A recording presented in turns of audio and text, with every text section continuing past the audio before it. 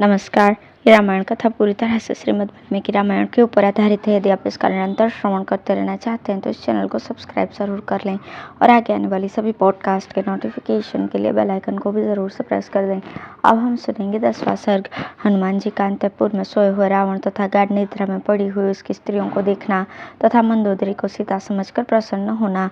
वहाँ इधर उधर दृष्टिपात करते हुए हनुमान जी ने एक दिव्य एवं श्रेष्ठ वेदी देखी जिस पर पलंग बिछाया जाता था। वो वेदी स्फटिक मणि की बनी हुई थी और उसमें अनेक प्रकार के रत्न जड़े गए थे। वहाँ वैदुर्य मणि के बने हुए श्रेष्ठ आसन बिछे हुए थे जिनकी पाटी पाए आदि अंग हाथी दांत और सुवर्ण से छटित होने के कारण चितकबरे दिखाई देते थे। उन महामूल्यवान पलंगों पर बहुमूल्य बिछौने बिछाए गए थे। उन सब के कारण उस वेदी की बड़ी शोभा हो रही थी। उस पलंग के एक भाग में उन्होंने चंद्रमा के समान एक श्वेत छत्र देखा जो दिव्य मालाओं से सुशोभित था। वो उत्तम पलंग सुवर्ण से झटित होने के कारण अग्नि के समान दैदीप्यमान हो रहा था। हनुमान जी ने उसे अशोक पुष्पों की मालाओं से अलंकृत देखा।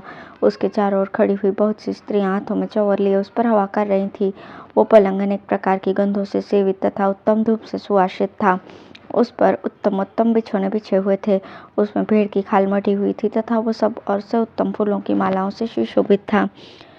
उस प्रकाशमान पलंग पर महाकपि हनुमान जी ने वीर असुरराज रावण को सोते देखा जो सुंदर आभूषणों से विभूषित इच्छानुसार रूप धारण करने वाला दिव्य आभरणों से अलंकृत और सुरूपवान था। वो असुर कन्याओं का प्रियतम तथा राक्षसों को सुख पहुंचाने वाला था।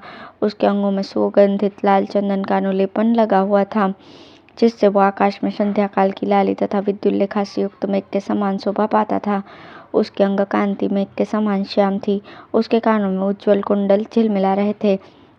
आंखें लाल थी और भुजाएं बड़ी बड़ी थीं। उसके वस्त्र सुनहरे रंग के थे। वो रात को स्त्रियों के साथ क्रीड़ा करके मदिरा पीकर आराम कर रहा था। उसे देखकर ऐसा जान पड़ता था मानो वृक्ष वन और लता गुल्मों से संपन्न मंदराचल सो रहा हो। उस समय श्वास लेता हुआ रावण फुफकारते हुए सर्प के समान जान पड़ता था। उसके पास पहुंचकर वानर शिरोमणि हनुमान अत्यंत उद्विग्न होकर भली भांति डरे हुए की भांति सहसा दूर हट गए और सीढ़ियों पर चढ़कर एक दूसरी वेदी पर जाकर खड़े हो गए। वहां से उन महाकपि ने उस मत वाले असुर सिंह को देखना आरंभ किया। असुर राज रावण के सोते समय वह सुंदर पलंग उसी प्रकार शोभा पा रहा था जैसे गंधहस्ती के शयन करने पर विशाल प्रस्त्रवण गिरि सुशोभित हो रहा हो। उन्होंने महाकाय असुर राज रावण की फैलाई हुई दो भुजाएं देखी जो सोने के बाजूबंद से विभूषित होकर इंद्रध्वज के समान जान पड़ती थी। युद्ध काल में उन भुजाओं पर ऐरावत हाथी के दांतों के अग्रभाग से जो प्रहार किए गए थे उनके आघात के चिन्ह बन गए थे। उन भुजाओं के मूल भाग या कंधे बहुत मोटे थे और उन पर वज्र द्वारा किए गए आघात के भी चिन्ह दिखाई देते थे। भगवान विष्णु के चक्र से भी किसी समय वे भुजाएं क्षत विक्षत हो चुकी थीं। वे भुजाएं सब ओर से समान और सुंदर कंधों वाली तथा मोटी थीं। उनकी संधियां सुदृढ़ थीं। वे बलिष्ठ और उत्तम लक्षण वाले नखों एवं अंगुष्ठों से सुशोभित थी। उनकी अंगुलियां और हथेलियां बड़ी सुंदर दिखाई देती थी। वे सुगठित एवं पुष्ट थी। परिक के समान गोलाकार तथा हाथी के सुंड दंड की भांति चढ़ाव उतार वाली एवं लंबी थी। उस उज्ज्वल पलंग पर फैली हुई बाहें 5-5 फन वाले 2 सर्पों के समान दृष्टिगोचर होती थीं। खरगोश के खून की भांति लाल रंग के उत्तम सुशीतल एवं सुगंधित चंदन से चर्चित हुए वे भुजाएं अलंकारों से अलंकृत थी। सुंदरी युवतियां धीरे धीरे उन बाहों को दबाती थीं। उन पर उत्तम गंध द्रव्यों का लेप लगा हुआ था। वे यक्ष नाग गंधर्व देवता और दानव सभी को युद्ध में रुलाने वाली थीं। कपिवर हनुमान ने पलंग पर पड़ी हुई उन दोनों भुजाओं को देखा। वे मंदराचल की गुफा में सोए हुए 2 रोष भरे अजगरों के समान जान पड़ती थी। उन बड़ी बड़ी और गोलाकार 2 भुजाओं से युक्त पर्वताकार राक्षस राज रावण 2 शिखरों से संयुक्त मंदराचल के समान शोभा पा रहा था। वहां सोए हुए राक्षस राज रावण के विशाल मुख से आम और नाग केसर की सुगंध से मिश्रित मौलसिरी के सुवास से सुवासित और उत्तम अन्न रस से संयुक्त तथा मधुपान की गंध से मिली जो सौरभ युक्त श्वास निकल रही थी वो उस सारे घर को सुगंध से परिपूर्ण सा कर देती थी। उसका कुंडल से प्रकाशमान मुखारविंद अपने स्थान से हटे हुए तथा मुक्तामणि से झटित होने के कारण विचित्र आभा वाले सुवर्णमय मुकुट से और भी उद्भासित हो रहा था। उसकी छाती लाल चंदन से चर्चित हार से सुशोभित उभरी हुई तथा लंबी चौड़ी थी। उसके द्वारा उस असुरराज के संपूर्ण शरीर की बड़ी शोभा हो रही थी। उसकी आंखें लाल थी, उसकी कटी के नीचे का भाग ढीले ढीले श्वेत रेशमी वस्त्र से ढका हुआ था तथा वो पीले रंग की बहुमूल्य रेशमी चादर ओढ़े हुए था। वो स्वच्छ स्थान में रखे हुए उड़द के ढेर के समान जान पड़ता था और सर्प के समान सांसें ले रहा था। उस उज्ज्वल पलंग पर सोया हुआ रावण गंगा की अगाध जलराशि में सोए हुए गजराज के समान दिखाई देता था। उसकी चारों दिशाओं में 4 सुवर्णमय दीपक जल रहे थे, जिनकी प्रभा से वो दैदीप्यमान हो रहा था और उसके सारे अंग प्रकाशित होकर स्पष्ट दिखाई दे रहे थे, ठीक उसी प्रकार जैसे विद्युत गणों से मेघ प्रकाशित एवं परिलक्षित होता है। पत्नियों के प्रेमी उस महाकाय राक्षस राज के घर में हनुमान जी ने उसकी पत्नियों को भी देखा, जो उसके चरणों के आसपास ही सो रही थी। वानर युद्धपति हनुमान जी ने देखा, उन रावण पत्नियों के मुख चंद्रमा के समान प्रकाशमान थे। वे सुंदर कुंडलों से विभूषित थी तथा ऐसे फूलों के हार पहने हुए थी जो कभी मुरझाते नहीं थे। वे नाचने और बाजे बजाने में निपुण थी। असुरराज रावण की बाहों और अंक में स्थान पाने वाली थी तथा सुंदर आभूषण धारण किए हुए थी। कपिवर हनुमान ने उन सबको वहां सोती देखा। उन्होंने उन सुंदरियों के कानों के समीप हीरे तथा नीलम जड़े हुए सोने के कुंडल और बाजूबंद देखे, ललित कुंडलों से अलंकृत तथा चंद्रमा के समान मनोहर। उनके सुंदर मुखों से वो विमानाकार पर्यंक तारा से मंडित आकाश की भांति सुशोभित हो रहा था। क्षणकटि प्रदेश वाली वे राक्षस राज की स्त्रियां मत तथा रति क्रीड़ा के परिक्रम से थककर जहां तहां जो जिस अवस्था में थी वैसे ही सो गई थी।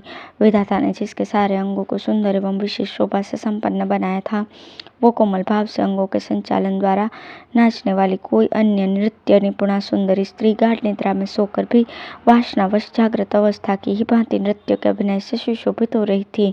कोई वीणा को छाती से लगाकर सोई हुई सुंदरी ऐसी जान पड़ती थी, मानो महानदी में पड़ी हुई कोई कमलिनी किसी नौका से सट गई हो।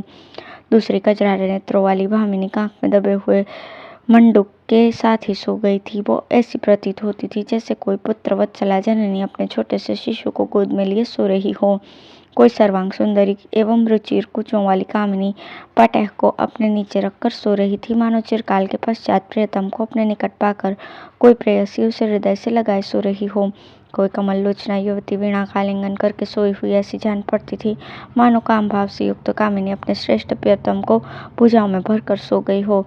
नियम पूर्वक नृत्य कला से सुशोभित होने वाली एक अन्य युवती विपंची को अंक में भरकर प्रियतम के साथ सोई हुई प्रेयसी की भांति निद्रा के अधीन हो गई थी। कोई मत वाले नयनों वाली दूसरी स्त्री अपने सुवर्ण सदृश गौर कोमल पुष्ट और मनोरम अंगों से मृदंग को दबाकर गाढ़ निद्रा में सो गई थी। नशे से थकी हुई कोई कृशोदरी अनिंद्य सुंदरी रमणी अपनी भुजपाशों के बीच में स्थित और कांख में दबे हुए पर्णों के साथ ही सो गई थी। दूसरी स्त्री डिंडिम को लेकर उसी प्रकार उससे सटी हुई सो गई थी, मानो कोई भामिनी अपने बालक पुत्र को हृदय से लगाए हुए नींद ले रही हो। मदिरा के मत से मोहित हुई कोई कमल नयनी नारी आडंबर नामक वाद्य को अपनी भुजाओं के आलिंगन से दबाकर प्रगाढ़ निद्रा में निमग्न हो गई। कोई दूसरी युवती निद्रावश जल से भरी हुई सुराही को लुटकाकर भीगी अवस्था में ही बेसुध सो रही थी। उस अवस्था में वो वसंत ऋतु में विभिन्न वर्ण के पुष्पों की बनी और जल के छींटे से सींची हुई माला के समान प्रतीत होती थी। निद्रा के बल से पराजित हुई कोई अबला सुवर्णमय कलश के समान प्रतीत होने वाले अपने कूचों को दोनों हाथों से दबाकर सो रही थी। पूर्ण चंद्रमा के समान मनोहर मुख वाली दूसरी कमल लोचना कामिनी सुंदर नितंब वाली किसी अन्य सुंदरी का आलिंगन करके मत से विह्वल होकर सो गई थी। जैसे कामिनी अपने चाहने वाले कामुकों को छाती से लगाकर सोती हैं, उसी प्रकार कितनी ही सुंदरियां विचित्र विचित्र वाद्यों का आलिंगन करके उन्हें कूचों से दबाए सो गई थी। उन सब की सैयाओं से पृथक एकांत में बिछी हुई सुंदर सैया पर सोई हुई एक रूपवती युवती को वहां हनुमान जी ने देखा। वो मोती और मणियों से जड़े हुए आभूषणों से भली भांति विभूषित थी और अपनी शोभा से उस उत्तम भवन को विभूषित सा कर रही थी। वो गौर वर्ण की थी, उसकी अंग कांति सुवर्ण के समान दमक रही थी।